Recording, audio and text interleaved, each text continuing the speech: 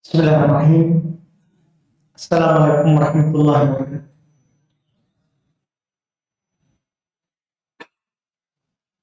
Innal hamdalillah nahmaduhu wa nasta'inuhu wa nastaghfiruh wa na'udzu billahi min shururi anfusina wa min sayyiati a'malina. May yahdihillahu fala mudilla lahu wa may yudlil fala hadiya lahu. Asyhadu an la ilaha illallah wahdahu la syarika lahu wa asyhadu anna Muhammadan abduhu wa rasuluh sallallahu alaihi wa ala alihi wa ashabihi wa man tabi'ahum bi ihsan ila yaumiddin. Amma ba'd. Al-ikhwan wal akhwat rahimani wa rahimakumullah.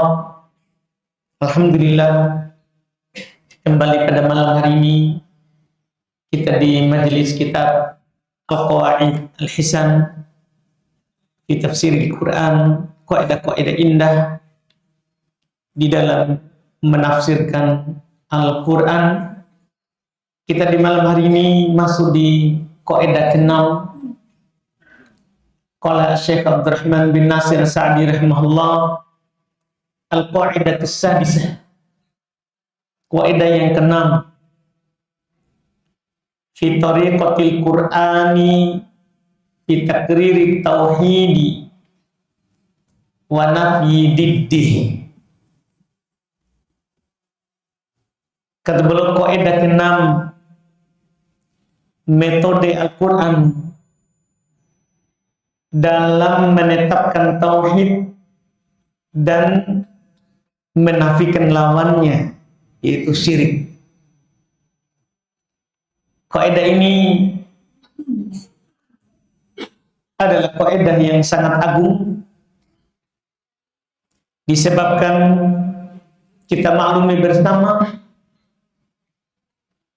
tidaklah Quran turun kecuali untuk menjelaskan bagaimana kita menyembah Allah saja, tidak menduakannya dengan sesuatu apapun. Tidaklah Rasul diutus kecuali untuk mengajak umatnya kepada tauhid. Ini adalah dua hal pokok. Ditambah lagi ketiga, tidaklah kita dicipta kecuali untuk beribadah kepadanya. Berarti kaidah ini adalah kaidah yang sangat penting sekali untuk kita pahami. Bagaimana cara Al-Quran menjelaskan dan menetapkan tauhid dan memerangi lawannya. Pertama, Al-Quran seluruhnya diturunkan untuk menegakkan tauhid, mengajak manusia untuk beribadah hanya kepada Allah, serta membatalkan segala bentuk kesyirikan. Al-Imam Ibn Al-Qayyim rahimahullahu ta'ala belum menjelaskan bahwa Quran seluruhnya berbicara tentang tauhid dari awal sampai akhir.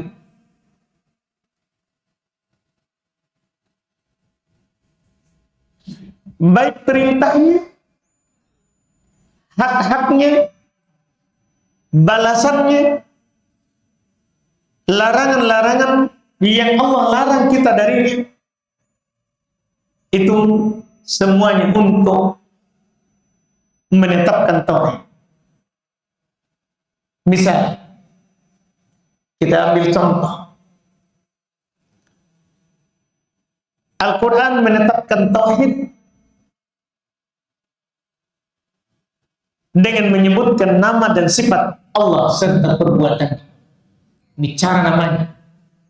Metode Al-Quran menetapkan tauhid. Pertama, bagaimana Al-Quran menyebutkan nama-nama dan sifat Allah. Kita maklumi bersama, tauhid itu ada tauhid rububiyah, ada tauhid uluhiyah, ada tauhid asma wa sifat. Mentauhidkan Allah dalam perbuatannya, mentauhidkan Allah dalam penghambaan diri kepadanya, mentauhidkan Allah dalam nama dan sifatnya. Di Quran sangat banyak sekali nama dan sifat Allah. Itu adalah bentuk penanaman tauhid. Karena kenapa?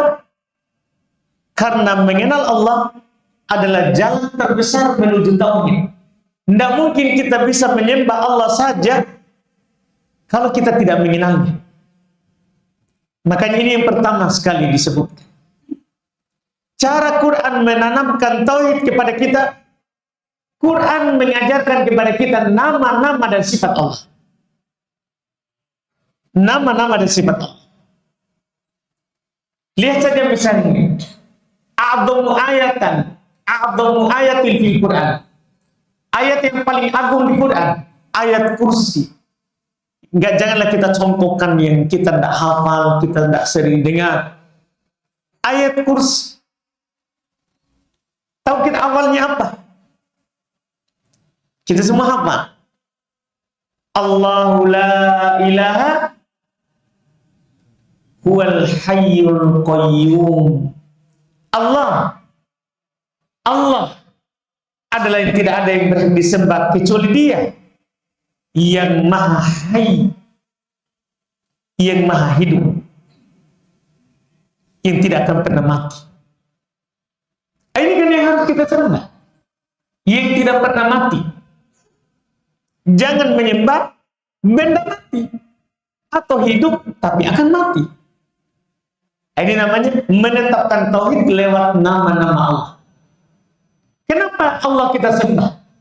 Karena Dia maha hidup. Al-Qayyum. Dia Allah Subhanahu wa ta'ala yang mengurus seluruh makhluknya. Makanya kita sembah, karena Dia yang mengurus kita. Dia mengatur kita dari kita janin. Bukan berjanin, mani. Dari maninya bapak kita itu kan banyak yang keluar. Mana yang dipilih untuk jadi janin? Ini yang dipilih mirip dengan siapa? Ayahnya atau ibunya? Baik. Atau tidak mirip dengan ayah dan ibunya? Mirip dengan kakeknya? Mirip dengan neneknya? Itu diurus Al-Qayyum oleh Allah Subhanahu wa ta'ala yang terus mengurus seluruh urusan hambanya. Mulai dari itu, bahkan kalau kita melihat bagaimana Allah Subhanahu wa ta'ala mengurus, bagaimana seorang itu mendapatkan pasangannya. Kalau dengan ini dia akan mendapatkan ini. Anak sekian, harta sekian, rumah di mana, diatur. Itu semua kita mungkin tidak rasa. Kita tidak bisa mengatur bahwa nanti jodoh saya harus orang Makassar. Tidak. Cita-cita orang Makassar, tapi ternyata orang Jawa. Orang Jawa berencana, nanti jodoh saya harus orang Jawa. Ternyata orang Makassar. Itu semua. Itu masuk di mana? Al-Qayyum. Itu baru satu itu kita bahas. Masuk di Al-Qayyum yang terus-menerus mengurus hambanya. Ini baru di ayat kursi. Siapa yang tidak mengenal Allah tidak bisa mentauhidkan Allah. Tidak bisa mentauhidkan Allah.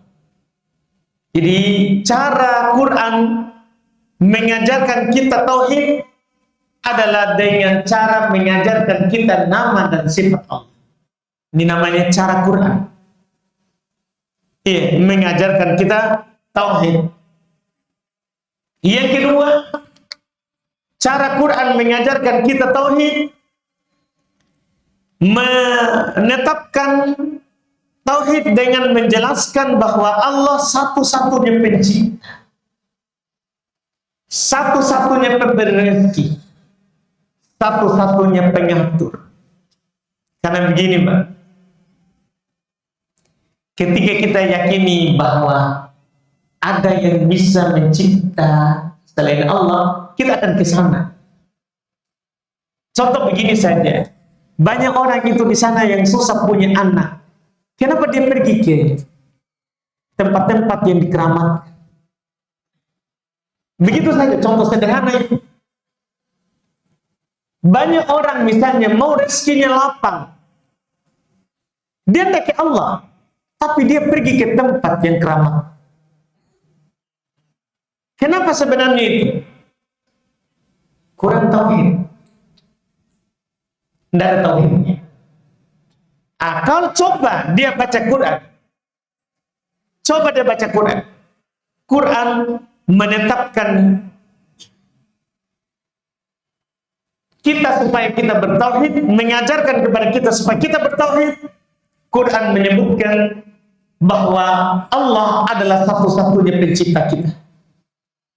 Allah adalah satu-satu pemberi rezeki kita. Allah adalah satu-satunya yang mengatur seluruh urusan kita. Di Al-Baqarah ayat 21, kita tidak usah jauh-jauh. Ya ayyuhan nas, wahai sekalian manusia, ubudu rabbakum, sembah Rabbmu. Kita tahu setelah itu apa disebutkan? Sembah Rabbmu. Apa disebutkan? Alladzi khalaqakum, yang menciptakan kalian. Karena kalau kita yakini Allah pencipta kita, secara fitrah, akal kita kalau masih sehat, pasti kita akan menyembah yang menciptakan kita. Walillahil matsalul a'la. Ini hanya sekedar pendekatan. Hanya milik Allah perumpamaan yang lebih tinggi. Kalau ada orang berbuat baik kepada kita, pasti kita akan berbuat baik kepadanya. Fitrah itu. Ada orang yang memberikan kepada kita sesuatu, berjasa kepada kita, pasti kita juga akan berbuat baik kepadanya. Tidak mungkin kita berbuat jahat. Walillahil matsalul a'la. Bagaimana kalau yang berbuat baik kepada kita itu dari pemilihan ibu dan ayah kita, sampai kita jadi, sampai kita keluar di muka bumi ini, yang kebaikannya tidak bisa kita hitung, kebaikannya tidak bisa lagi kita hingga, tidak bisa. Apakah kita setelah itu dikatakan cocok atau sebagai orang yang sehat akalnya menyembah selain Allah? Iya. Makanya Nabi SAW ketika ditanya tentang dosa besar yang paling besar, kata Nabi apa? Anta ja'ala lillahi niddan wa huwa khalaqak. Kamu menjadikan untuk Allah itu tandingan padahal dia penciptamu. Allah penciptamu, tapi kamu menyembah malah selain Allah. Ini namanya cara Quran. Supaya kita mentauhidkannya. Allah Subhanahu wa ta'ala mengajarkan kepada kita di Quran bahwa dia adalah satu-satunya yang mencipta kita. Demikian pula diajarkan di Quran bahwa Allah adalah satu-satunya yang memberi kita rezeki. Allah bertanya kepada kita di Quran, ada di surah Yunus 31, Qul mayyarzuqukum minas sama'i wal ardh. Katakan wahai Muhammad kepada mereka, siapa yang memberi rezeki kepadamu dari langit dan bumi? Dari langit maksudnya hujan. Siapa yang menurunkan hujan? Bertanya kepada mereka. Wal ardh, dan dari bumi. Siapa yang mengeluarkan untuk kita rezeki dari bumi? Coba bayangkan, kalau tidak ada rezeki dari langit, mungkin kita tidak pikir ya. Kita mungkin, saya rezekiku bukan dari langit, bukan dari bumi. Saya rezekiku langsung dari toko, langsung dari pabrik. Memangnya kalau tidak ada hujan turun, tidak ada tumbuhan dari bumi yang keluar, bisa jadi itu baju. Anggaplah, mungkin baju kita bukan dari tanaman. Anggaplah dari kulit. Memangnya itu yang punya kulit tidak makan dari tanaman? Itu tanaman tidak tumbuh dari air hujan dari langit. Kita harus pikir. Makanya Allah Subhanahu wa taala perintahkan. Tanya kepada mereka. May yarzuqukum minas sama'i wal ardh. Siapa pemberi rezeki kalian dari langit dan dari bumi? Siapa? Itu pertanyaan. Kita tahu jawabannya apa? Tentu semua kita jawab pasti Allah.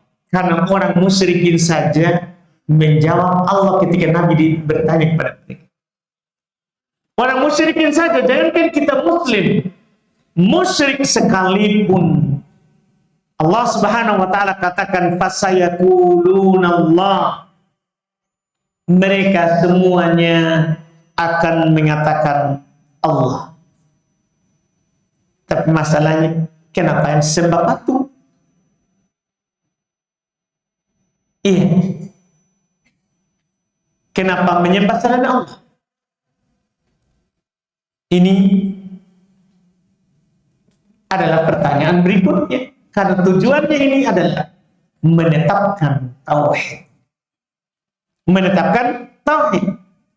Kadang juga caranya Quran menetapkan tauhid adalah menjelaskan kepada kita lemahnya itu sembahan selain Allah. Lemahnya sembah selain Allah. Kita bisa baca surat Al-Hajj 73. Allah katakan begini. Innal ladzina tad'una min dunillah la yakhluqu dubaban. Sungguh segala yang kalian sembah selain Allah, apa saja, semua yang kalian sembah selain Allah, la yakhluqu dubaba, mereka tidak mampu menciptakan seekor lalat. Ada pernah nggak kita dengar orang yang menyembah selain Allah, terus yang dia sembah itu cipta lalat? Iya. Tidak pernah. Lalat saja, hewan hina, tidak ada harganya itu lalat. Nabi SAW katakan lalat tidak punya nilai. Tidak punya nilai. Menciptakan yang tidak punya nilai saja dia tidak bisa. Apalagi mau menciptakan yang punya nilai. Tidak mungkin. Yang disembah selain Allah tidak bisa menciptakan walaupun lalat. Bagaimana caranya dia memberikan kita rezeki? Bagaimana kita takut kepadanya kalau dia akan menahan rezeki kita? Bagaimana bisa kita takut kalau kita akan sakit kalau tidak ke sana? Ini masalah. Iya. Bagaimana caranya ini kita takut? Apa orang bilang? Kualat. Kalau tidak menyumbang. Orang misalnya kalau ke bawah, kalau ke Sulbar, wah harus gitu sumbang kalau lewat itu masjid. Masjidnya imam. Iya. Imam apa? Tidak usah disebut kita masuk penjara ya. Iya. Orang lewat sana apa? Harus sumbang. Mesti terkaya. Terbanyak saldonya. Kenapa? Setiap orang lewat takut kualat kalau tidak sumbang walaupun 1.000, 2.000. Padahal dia tidak bisa memberi rezeki dirinya. Iya. Dia tidak bisa mencipta lalat. Bahkan lalat masuk mungkin di kuburannya tidak bisa ditolak. Dan kalaupun mungkin digali kuburannya hancur, sudah dimakan oleh ular, tidak bisa dia tolong dirinya. Ini penjelasan Quran. Ini penjelasan Quran. Bagaimana kita dijelaskan oleh Allah Subhanahu wa taala bahwa Apa yang orang-orang yang sembah selain Allah tidak mampu mencipta lalat. Iya. Apalagi memberi rezeki, apalagi menghidupkan, apalagi mematikan, bahkan tidak mampu menolong dirinya sendiri. Iya. Ini cara Quran. Cara Quran untuk mentakrir, menetapkan tauhid, bahwa ternyata memang tidak ada pilihan lain kecuali hanya beribadah kepada Allah saja, kecuali hanya berdoa hanya kepada Qala rabbukum ud'uni astajib lakum. Rob kalian berkata berdoalah kepadaku, saya akan kabulkan. Tidak ada yang bisa jamin seperti ini selain Allah. Tidak ada. Iya. Tidak ada yang bisa jamin. Makanya Nabi SAW katakan, idza sta'anta fasta'in billah. Jika kamu minta tolong, mintalah kepada Allah. Mintalah kepada Allah. Jika kamu minta tolong, mintalah kepada Allah. Karena tidak ada yang mampu menolong kita kecuali Allah. Karena semua selain Allah adalah hambanya Allah. Lemah seperti kita. Tidak punya kekuatan. Tidak punya kekuatan. Ini cara Quran mengajarkan kepada kita bagaimana kita bertauhid. Cara keempat, cara Quran mengajarkan kita supaya kita bertauhid dengan cara darbul amsal. Allah Subhanahu wa taala membuat perumpamaan di Quran. Contoh seperti di surah Az-Zumar ayat 29. Di surah Az-Zumar ayat 29. Allah katakan begini, daraballahu mathalan rajulan fihi syuraka'u mutasyakisuna wa rajulan salaman li rajulin. Allah membuat perumpamaan. Ada seorang budak dimiliki oleh banyak tuan yang saling berselisih. Satu orang budak ini, ada satu pelayan dimiliki oleh banyak tuan. Otomatis tuannya berbeda-beda keinginan. Satu mau ini, satunya ini lagi. Banyak dia tuannya. Wa rajulan salaman li rajulin. Dan ada seorang budak hanya dimiliki oleh satu tuan. Hanya dimiliki oleh satu tuan. Iya. Mana yang bisa fokus? Ini perumpamaan ini dari Allah Subhanahu wa taala, patut kita kaji, patut kita baca baik-baik, ya, supaya kita bisa bandingkan mana yang lebih baik dari ini, dari yang Allah Subhanahu wa taala sebutkan ini. Kita lihat apa yang Allah Subhanahu wa taala jelaskan setelahnya tentang orang ini. Allah katakan, alhamdulillah bal aktsaruhum la ya'lamun. Setelah Allah katakan hal yastawiyani mathalan, Allah bertanya kepada kita, apakah sama keadaannya? Satu orang pelayan melayani banyak orang. Satu orang pelayan lagi hanya melayani satu orang. Allah tanya kepada kita, apakah sama itu dua orang itu? Yang memiliki banyak Tuhan, satunya cuma memiliki satu Tuhan. Itu perumpamaan ini.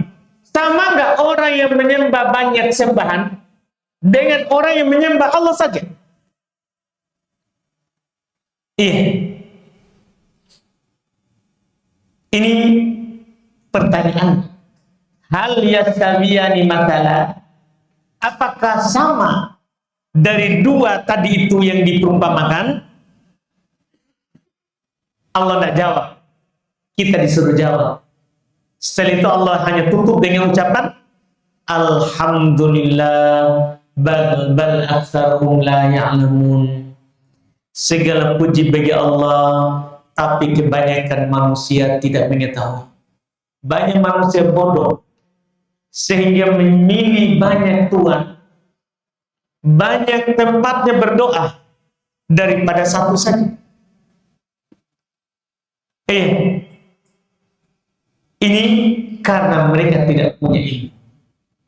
Bal aktsaruhum la ya'lamun. Bahkan kebanyakan mereka tidak memiliki ilmu. Karena kebodohan, mereka lebih memilih banyak Tuhan daripada satu. Padahal kalau satu, siang dan malam, tentunya dia akan tenang. Sementara kalau banyak, seperti orang Majusi saja yang dua saja, Tuhan cahaya dan Tuhan kegelapan, dia bingung. Bayangkan orang Majusi, karena takut gelap, dia akan jaga api yang dia nyalakan. Kapan padam? Selesai. Langsung, tidak baik ini. Padam, langsung takut. Bayangkan kalau kita hanya menyembah Allah saja. Tidak ada takut. Tidur tenang. Ngapain kita susah? Rezeki besok aman. Yang luput hari ini, kurang omset pemasukan hari ini, tidak ada masalah. Ini takdir. Sudah Allah tentukan. Bayangkan. Siapa yang tenang? Yang jelas. Walladzina amanu walam yalbisu imanahum bidzulmin ulaika lahumul amn.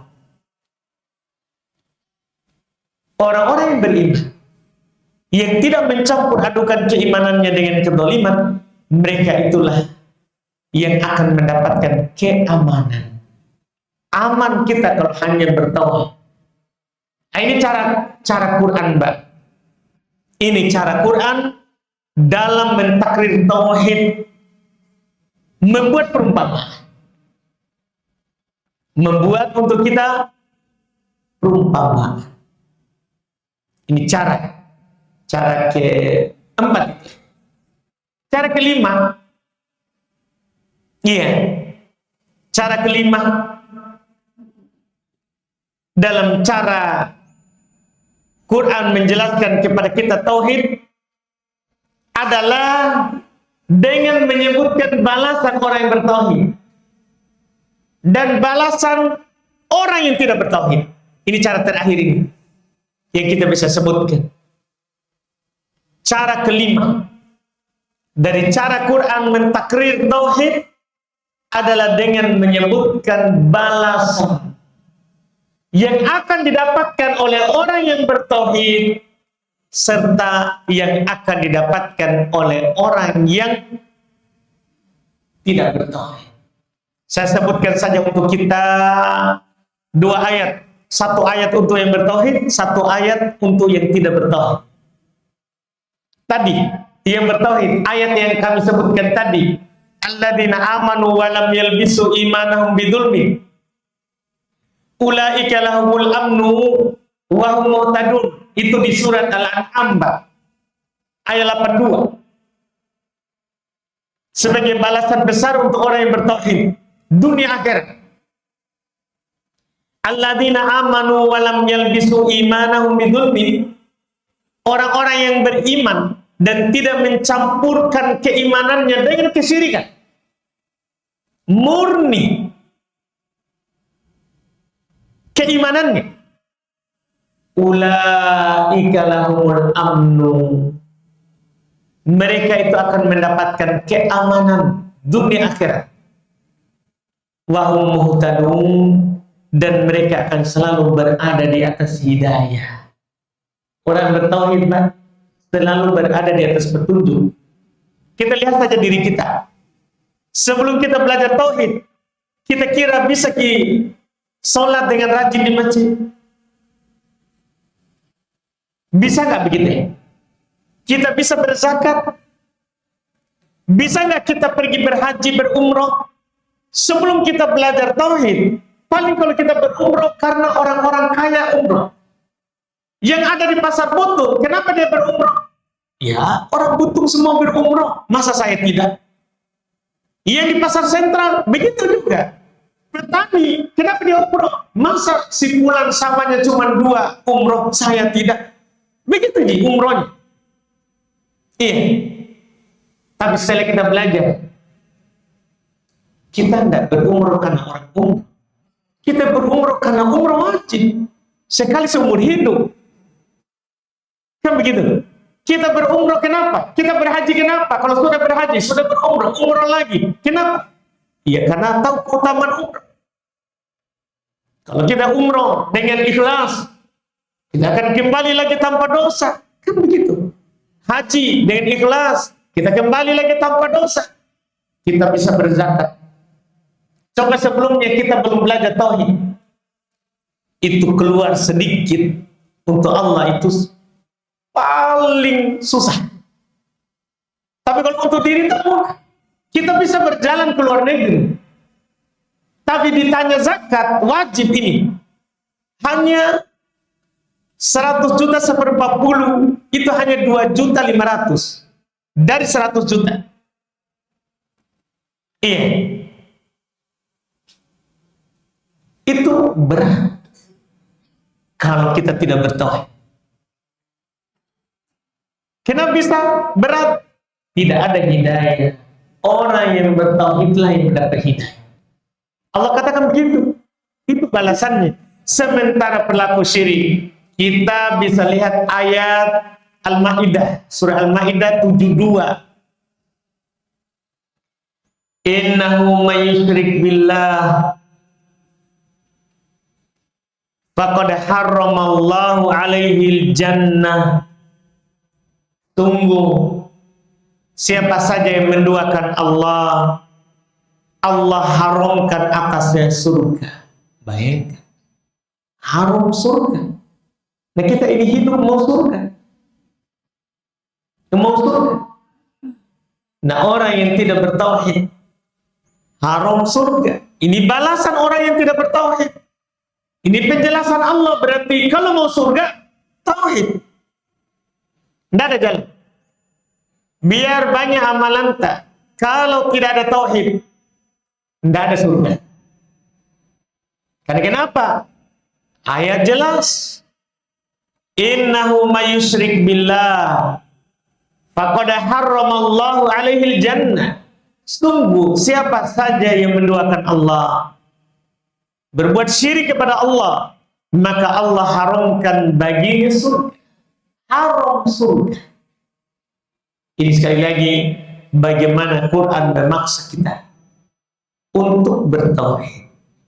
Nah ini kaidah ke-6 dari kaidah tafsir Al-Quran. Kita cukupkan dulu. Insyaallah nanti kita lagi lanjut kaidah ke-7 di pertemuan kita akan datang insyaallah.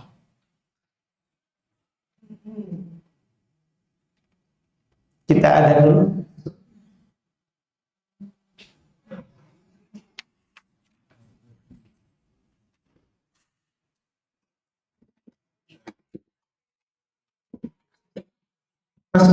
Masuk bro.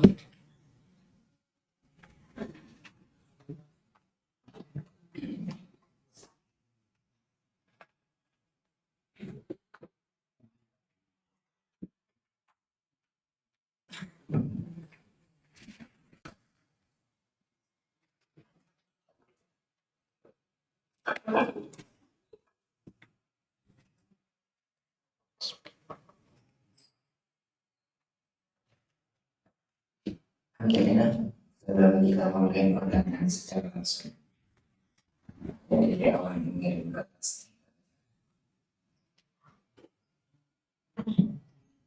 Yang pertama, ini bertanya, bagaimana hukumnya perempuan yang sudah menopause? Apa mahar? Yang kedua, apakah berdosa seorang istri jika ada suami yang melarang dengan alasan suami yang melarang istrinya beli sesuatu, istrinya tetap membeli barang itu dengan alasan maunya sendiri dia pakai hasil sendiri. Dan yang ketiga, satu. Iya, justru tidak bisa nanti enggak di pertama sampar tanpa mahram. Seakan-akan karenanya ada kesan membedakan antara perempuan yang sudah menopause sama masih haid. Iya. Ini kesalahan nih. Karena hadis tidak membedakan. Nabi Shallallahu Alaihi Wasallam bersabda, "La tusafir al-mar'atu illa ma'adhi mahramin." Ini hadis riwayat Bukhari, Pak, dan Muslim. Janganlah seorang wanita safar kecuali bersama mahramnya. Ini kan wanita. Iya. Definisi wanita di hadis Aisyah. Kalau dia sudah haid, itu wanita. Kalau belum haid, belum. Itu masih anak-anak. Ini kan Nabi bilang, la tusafir al-mar'ah illa wa ma'adhi maharami. Jangan seorang perempuan itu safar kecuali bersama mahramnya. Kalau mau lebih tegas lagi, ada di hadis riwayat Bukhari Muslim juga dengan menyebutkan perempuan yang bagaimana itu dengan lafaz tidak halal. Saya kasih saja lafaznya.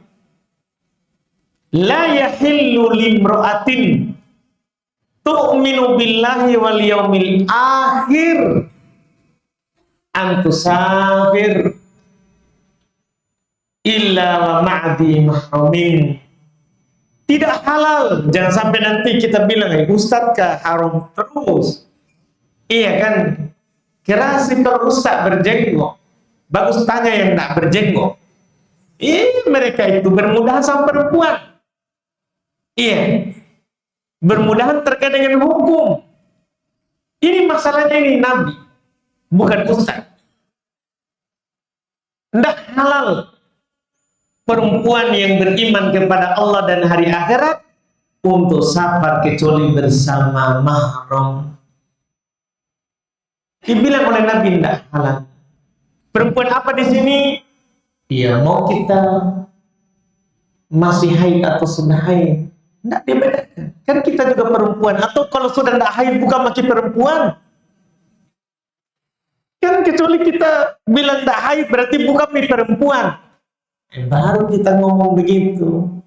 Sama hukumnya. Iya. Yang dibedakan itu hanya masalah cadar. Itu saja yang dibedakan. Itu pun bukan dilihat haid atau tidak. Tidak. Dilihat dia sudah tidak harap lagi nikah. Perempuan sudah tidak ada lagi keinginan untuk menikah. Sudah mau pensiun dari yang namanya syahwat terhadap laki-laki. Boleh dia tidak pakai cadar. Boleh dia buka cadar. Itu di Quran, Mbak. Yang saya bilang itu Quran. Surah apa itu? Ustaz Sohrudi. Surah apa itu? Bapak masih ingat? Di situ yang dibolehkan bukan safar, tapi boleh dia membuka cadar, penutup wajahnya, Saya lupa surat apa itu, tapi ayatnya sebenarnya kita Surahnya sebagai faedah saja. Oh, An-Nur 60. Ini saja yang dibedakan, bukan safar. Allah katakan wal qawaidu minan nisa allati la yarjuna nikahan falaisa 'alaihinna junahun ay yad'na thiyabahun ghairu mutabarrijatin bizinah. Perempuan-perempuan tua yang telah berhenti dari haid. Ini dia. Yang sudah perempuan tua yang tidak haid lagi. Ini disebutkan. Yang tidak ingin menikah lagi. Tidak ada, kalau masih mau menikah, biar sudah ompong. Iya. Ini syaratnya. Yang sudah tidak haid, terus tidak ada lagi layar juna nikahan. Tidak ada lagi keinginannya untuk menikah. Falaisa 'alaihinna junahun ayyad'na thiyabahun. Maka tidaklah dosa bagi mereka untuk menanggalkan pakaiannya. Bukan membuka seluruh pakaiannya. Nama ini yang dibedakan, bukan safar. Bukan safar. Ini harus diperhatikan baik-baik. Wallahualam. Kedua, belanja seorang istri barang yang dilarang oleh suaminya. kalau dilarang oleh suami tak boleh, kan dia yang dipimpin. Walaupun uangnya, memang kalau uangnya ya dia bisa belanja. Tapi kalau suaminya larang, wajib dia taat pemimpin. Wajib dia taat terhadap pimpinannya. Pimpinannya istri adalah suami. Iya, kalau seperti itu sebaiknya dia tidak punya pemimpin. Kalau mau atur dirinya sendiri, keputusan semua, tidak. Iya, harus dia tanya kepada pemimpinnya. Di dalam hadits saja tidak boleh diizinkan orang masuk rumahnya kalau tidak diizinkan oleh suaminya. Ya, tidak boleh dikasih masuk rumahnya orang yang tidak diizinkan oleh suaminya. Ini tentunya harus kita perhatikan. Ya. Karena istri di sebagian lafaz hadis adalah tawanannya suami. Dia disebut tawanan. Tawanan. Ini tidak boleh, artinya tidak boleh namanya tawanan, tidak boleh dia berbuat sesuka hati. Walaupun uang. Wallah. Dan selanjutnya, apakah anak bawaan mantan suami mahram buat mantan istri? Tidak maksud. Anaknya suami ya? Iya. Mantan suami? Iya. Mahram buat mantan istri. Ulang-ulang dulu coba. Iya. Bawaan mantan suami mahram buat mantan istri. Tidak maksud. Oh, jadi dia menikah dengan duda, bawa anak, gitu ya? Iya nggak ini? Gitu ya? Haji Asri, iya. Jadi ini dia menikah dengan seorang bawa anak. Apakah mahramnya untuk ibu tirinya gitu ya? Mahram dengan syarat dukhul, sudah berhubungan badan. Jadi kalau sudah berhubungan badan, mahram. Itu namanya mahram bil musaharah. Mahram karena pernikahan. Karena mahram itu Pak ada 3. Mahram karena nasab, mahram karena persusuan, mahram karena pernikahan. Ini nih, anaknya suami, orang tuanya suami, anaknya istri, orang tuanya istri, itu namanya mahram karena pernikahan. Mahram karena pernikahan. Mahram. Tapi satu syaratnya kalau itu, yaitu mereka sudah dukhul, sudah melakukan hubungan badan. Kalau belum melakukan hubungan badan sama sekali, misalnya gini, menikah, sudah akad, pas malam pertama lari, belum terjadi apapun. Belum saling minum madunya.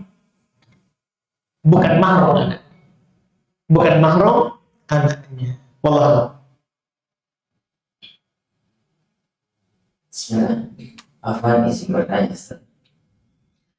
Bila ada yang berniat melawan melamar dan menikahi kita, tapi orang tersebut baru berniat untuk belajar agama, dia ikhwan.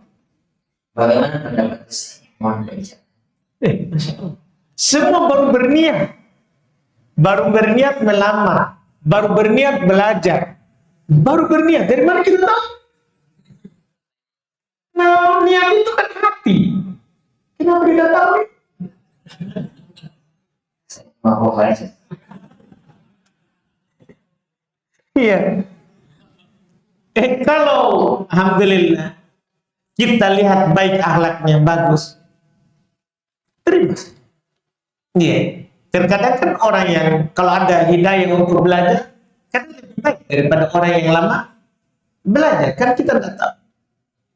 Yang penting akhlaknya bagus, dia memang orang yang sudah mau belajar, niatnya memang bagus, kelihatan dari perbuatan, dari apa yang dia nampakkan, yang kita lihat, bismillah, terima kalau kita lihat akhlaknya bagus.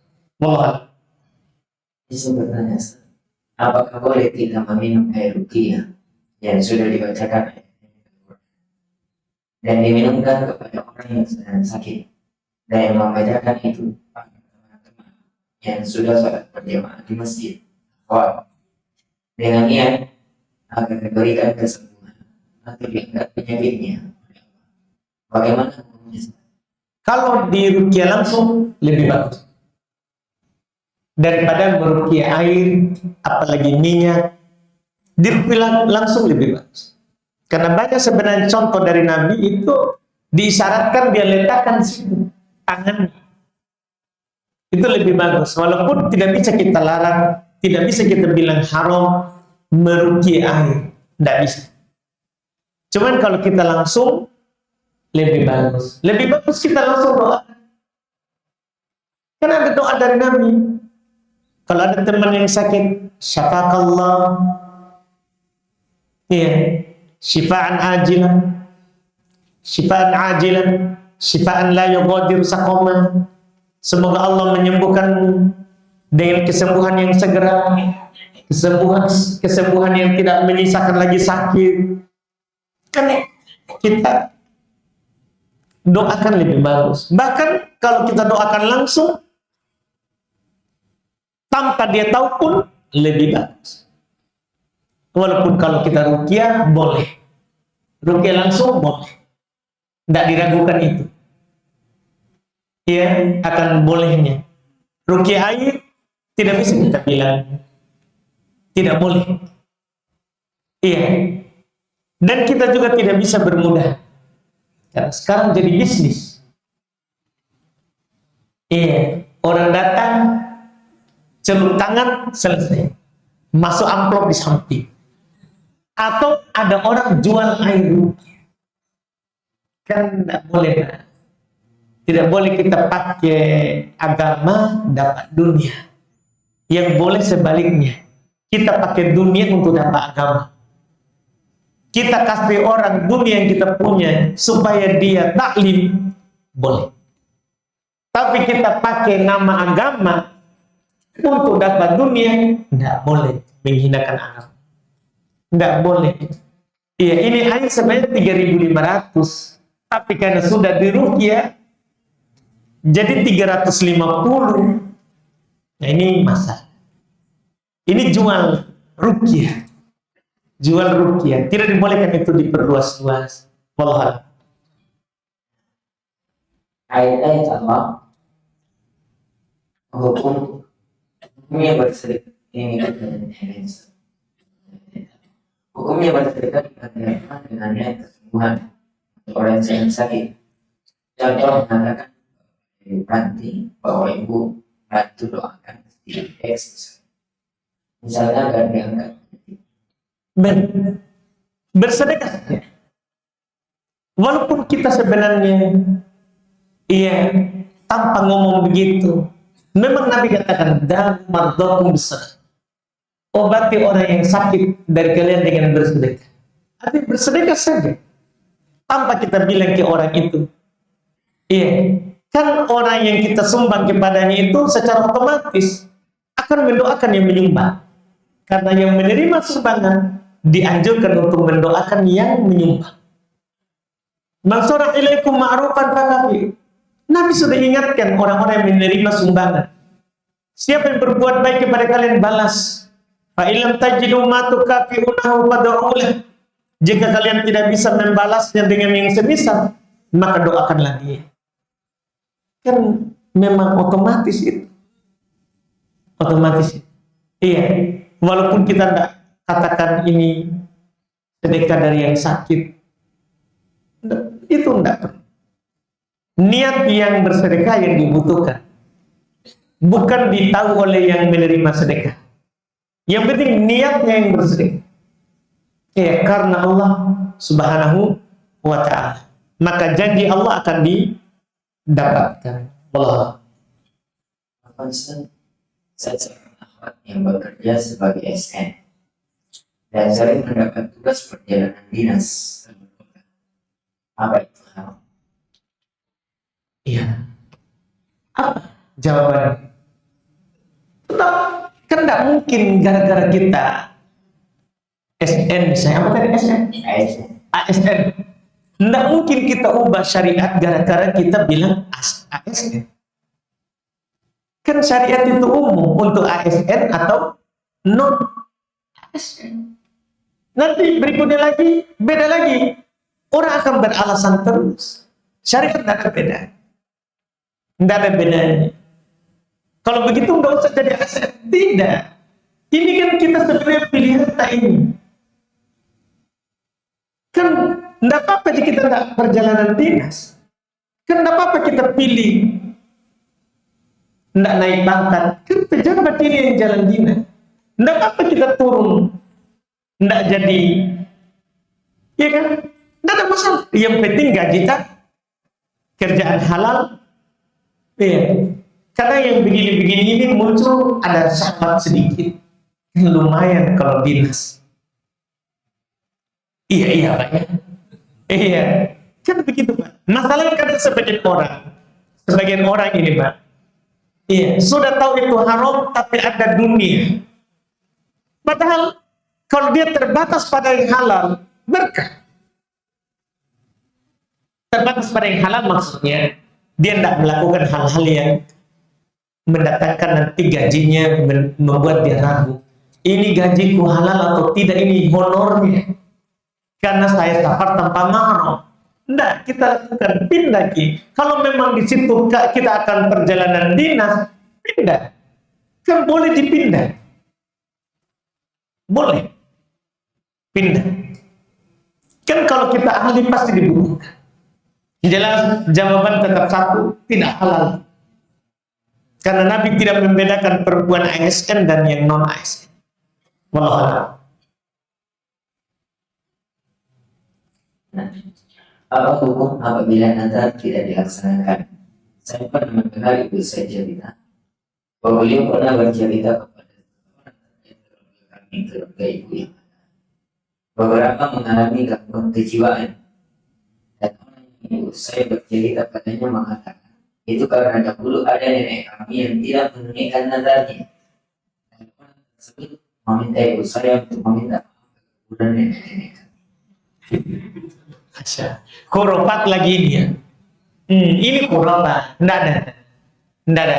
Tapi kalau orang bernadar, kalau kita bertanya tentang nadar saja, nadar wajib ditunaikan.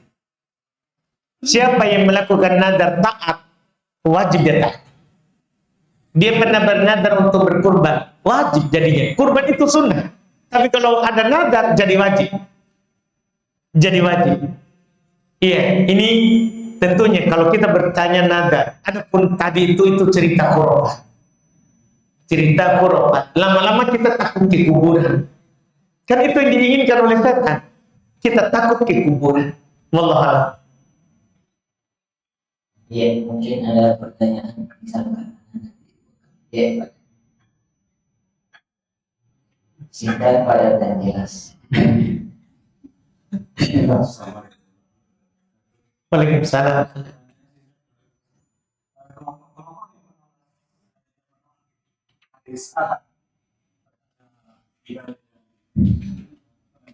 Iya, apakah kita mengambil alasan surat al-Hujurat ayat 6 yang artinya bingkos baik orang yang menerima jika seseorang yang fasik tidak maka terlibat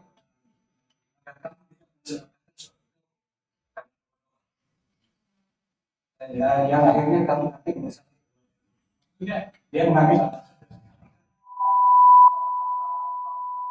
Baik, Masya Allah. Ini Bapak. Jangan kita ini Pak anak pesantren. Terus terang itu yang kita tanyakan itu kan Masya Allahumma barik. Itu tidak akan muncul kecuali orang yang belajar sudah tinggi. Itu di dalam pembahasan akidah yang sudah tinggi. Orang-orang filsafat dari kalangan Mu'tazilah, Mu'attilah, mereka tidak beramal kecuali dengan hadis. Kalau hadis mutawatir. Kalau hadis ahad mereka tidak amalkan. Tahu hadis ahad Pak, penukilannya itu hanya seorang. Tapi yang aneh mereka tidak amalkan di bab akidah, di bab fikih diamalkan. Hadits iman innamal amalu binniyat ahad dari asal, karena tidak ada yang menceritakannya kecuali Umar. Setelah Umar hanya satu orang, begitu. Anehnya begitu. Tapi mereka tidak berdalil dengan ayat itu. Nah, karena sahabat tidak fasih. Sahabat tidak fasih.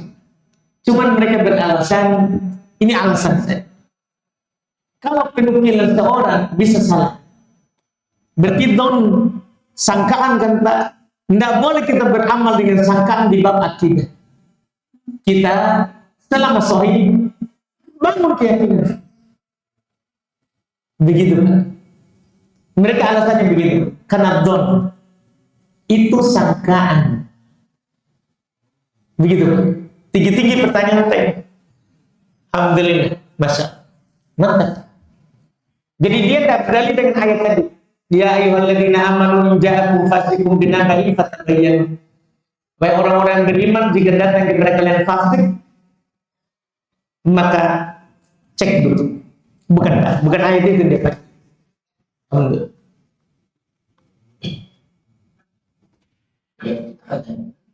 Ya, bisa dipindahkan.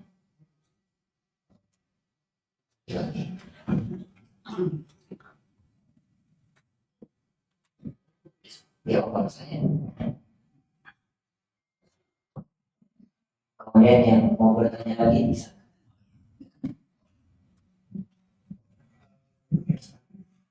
ada beberapa amalan yang diajarnya dengan melakukan dosa. Di mana itu adalah keterangan bahwa akan diampuni dosanya. Seperti bayi yang baru keluar dari ibunya. Maksudnya itu bagaimana? Oh, bayi yang baru keluar. Maksudnya tanpa dosa. Kan orang keluar dari perut ibunya ada dosanya enggak? Itu maksudnya. Tanpa dosa. Berarti amalan itu dia melakukannya dosa kecil, dosa besarnya terhapus. Dosa kecil Pak. Iya, dosa besar harus tobat. Nah, majtanabal kaba'ir, selama dia hindari dosa besar. Karena dosa besar harus tobat. Begitu Pak. Belakang tak. Bismillah. Jadi Ustaz, saya punya beberapa teman sama-sama bekerja di saya. Mereka bantuan bahasa ini didapatkan dengan bahasa. Nah, tapi mereka tidak memakannya, Ustaz. Ini kan sebagian dari mereka ini ada yang dijual di bawah harga normal pada saat ini. Baik. Begini saja, dia dapat memang haknya. Setelah dia dapat baru dia jual. Haknya tahu nggak? Kan gini, kalau sudah dikasih, sama saya pernah ditanya baru-baru, Ustaz, kan hewan kurban tidak boleh dijual. Gimana kalau kita sudah dapat? Boleh nggak saya jual untuk ke tukang bakso? Boleh, kan sudah haknya. Yang tidak boleh menjual itu adalah si pekurban. Adapun orang yang menerima kurban, masa kita bilang tidak boleh menjual? Nah haknya sama juga ini, Pak. Kalau memang haknya dia sudah dapat, sudah ambil, kemudian dia jual, kan terserah dia, sudah haknya. Yang sebagian yang lagi masa besar, ada yang tukar tambah, atau ada yang menukarnya langsung gitu. Beras tidak boleh tukar tambah. Beras toh? Iya. Itu pasti. Iya. Beras dengan beras harus sama. Jadi kalau tidak mau riba, jual dulu, baru beli yang baru. Tidak boleh beras langsung tukar tambah. Gitu, Pak. Baik.